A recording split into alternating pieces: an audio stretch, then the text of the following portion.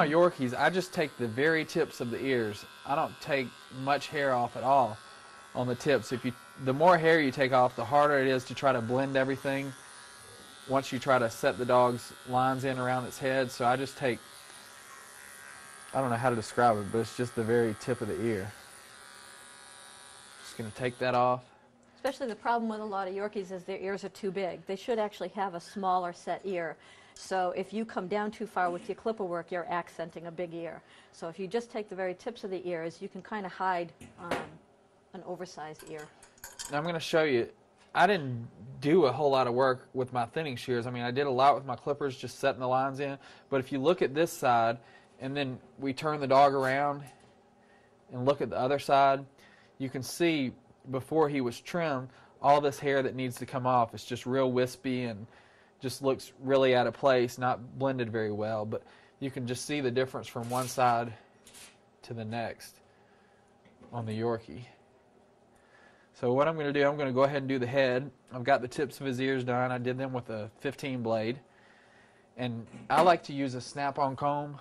Can you hear me that? On the head. What I'll do is I'll do it with the snap-on comb, and then I'll let Sue come back with the thinning shears and neaten it up. Fix your mistakes. Fix my mistakes. So I've got the 5/8 inch snap-on comb. Which is a 0. Which is a 0. Yellow.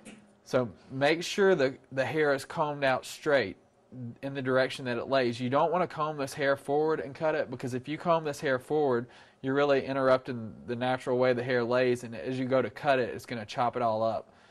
So make sure it's in the direction that it grows.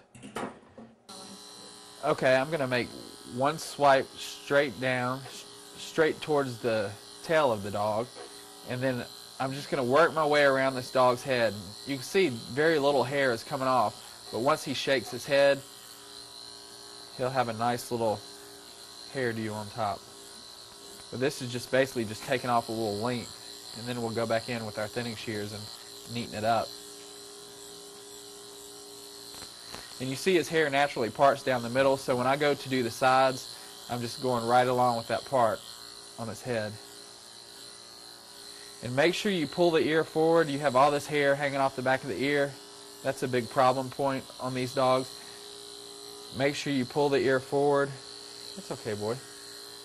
And get all that hair off the back of the ear, or trim it up anyway.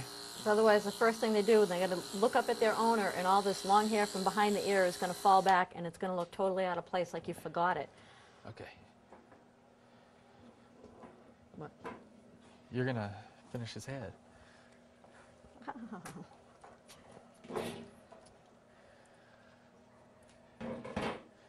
What do you want?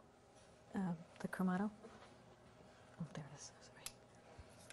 Okay, now I'm just going to take my Chromato. I'm going to put this on the 15 blade setting. And he's got a lot of staining inside here, so I'm just going to kind of scoop that out a little bit and try to get rid of a little bit of that staining on his face.